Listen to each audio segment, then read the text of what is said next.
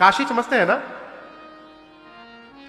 वाराणसी, बनारस जिसको कहते हैं, वहां जाइए, बना बनाया रस सबके मुंह में रहता है, पान। काशी ऐसी धरती है माई बाप जहां कोई चेला नहीं, सब गुरु,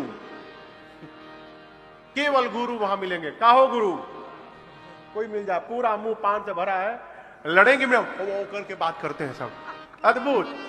हम लोग तो पूरी दुनिया में कथा गाते हैं, आपको बतावे काशी में कोई टेंशन में नहीं मिलता। काशी ऐसी धरती है जहां जाइए जहां कोई आपको टेंशन में नहीं दिखाई पड़ेगा, सब नमः पार्वती पते हर हर महादेव। चला गुरु, हो ही गया। काशी, काशी के 80 घाट के पास बैठकर गोस्वामी तुलसीदास जी महाराज इस कथा को गा रहे हैं। ये मानस का प्रथम घाट है जहां कथावाचक है गोस्वामी तुलसीदास जी, श्रोता के रूप में गोस्वामी जी तो कह रहे हैं कि मैं अपने को ही सुना रहा हूं, स्वांतः सुखाय तुलसी रघुनाथ गाथा।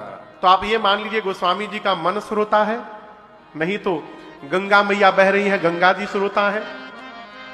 आप ये न समझिएगा कि यहां आप ही सुन रहे हैं, पूरी प्रकृति कथा सुन रही है। किस वेश में कौन सुन रहा है आप इसकी कल्पना नहीं कर सकते।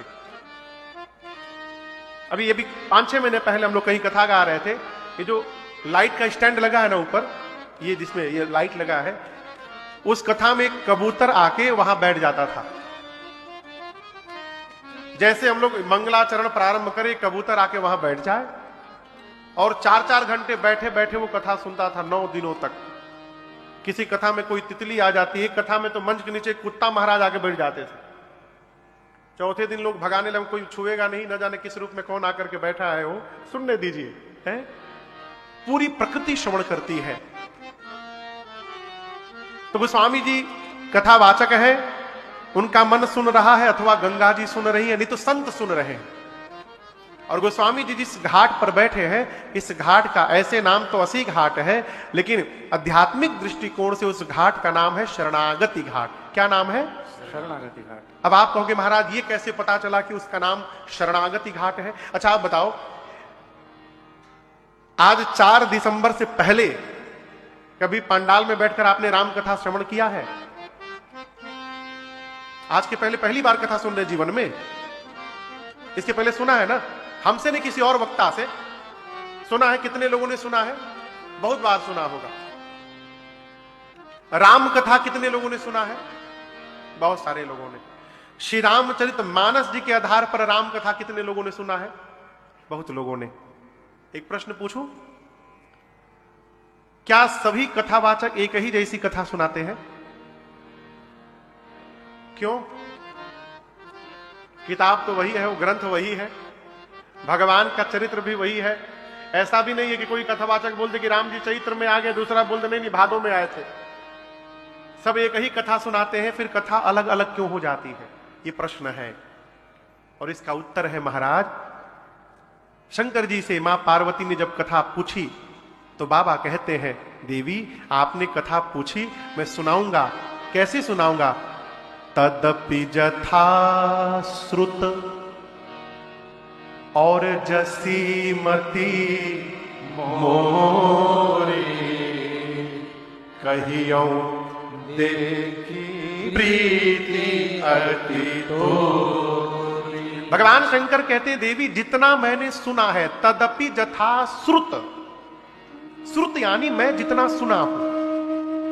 और देखिए, जीवन में जिसको सुनने की कला आ गई माई बाप, उसके जीवन की कई समस्याएं अपने आप समाप्त हो जाएगी। घर परिवार में बोलने से अधिक सुनना आवश्यक है। सुनने का स्वभाव बनाइए, बोला ना जाए, सुनिए। समस्या ही यही है कि आजकल कोई सुनने को तैयार नहीं, सब सुनाने में लगे। ऐसा है? बाबा कहते, देवी जितना मैंने सुना है और जितनी मेरी मति है, इन दोनों को मिला करके मैं आपको कथा श्रवण कराऊंगा। कथा बदल क्यों जाती है? सभी कथावाचकों की मति अलग अलग होती है। किसी का मन वैराग्य में लगा रहता है, किसी का मन प्रेम में लगा रहता है, किसी का मन कर्मकांड में लगा रहता है, किसी का मन आत्मसमर्पण में लगा रहता है। प्रेमी कथावाचक से कथा श्रवण करिएगा तो भगवान में प्रेम उत्पन्न हो जाएगा। ज्ञानी वक्ता से कथा श्रवण करिएगा तो ज्ञान बढ़ेगा, है। विरक्त से कथा सुनिएगा तो लगेगा घर परिवार सब बेकार है, चलो झोरा लेकर।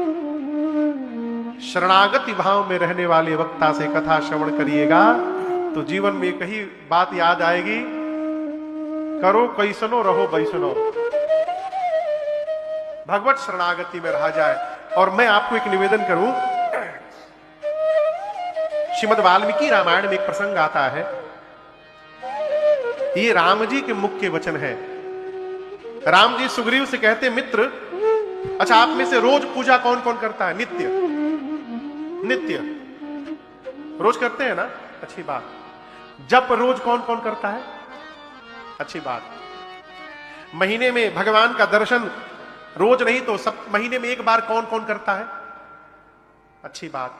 साल में 1-2 बार तीर्थ की यात्रा कौन कौन कर लेता है? ये सब काम जो है ना बार बार करने पड़ते हैं। रोज पूजा करना पड़ता है, जप करना पड़ता है, समय समय पर हवन दान पुण्य भी करना पड़ता है, तीर्थाटन भी करना पड़ता है। लेकिन राम जी कह रहे हैं सुग्रीव से, मित्र, एक काम ऐसा है बाबूजी, जो मनुष्य जीवन में केवल एक बार कर दे, एक बार, once in a whole life time, अपने पूरे जीवन में यदि एक बार कोई ये काम कर दे तो राम जी कहते हैं मैं उस जीव की जीवन भर रक्षा करता हूं, केवल एक बार कर दे। वो कौन सा काम है? तो भगवान के सामने जा करके शुद्ध मन से अपने दोनों हाथों को ऊपर उठा करके और केवल एक बार जीवन में ये बोल देना है कि प्रभु संसार का बनकर देख लिया नाथ, अब आज से हम आपकी शरण में आ गए हैं प्रभु, हम आपकी शरणागत हो गए हैं, हमारी रक्षा करिए प्रभु। एक बार बोलना है बस,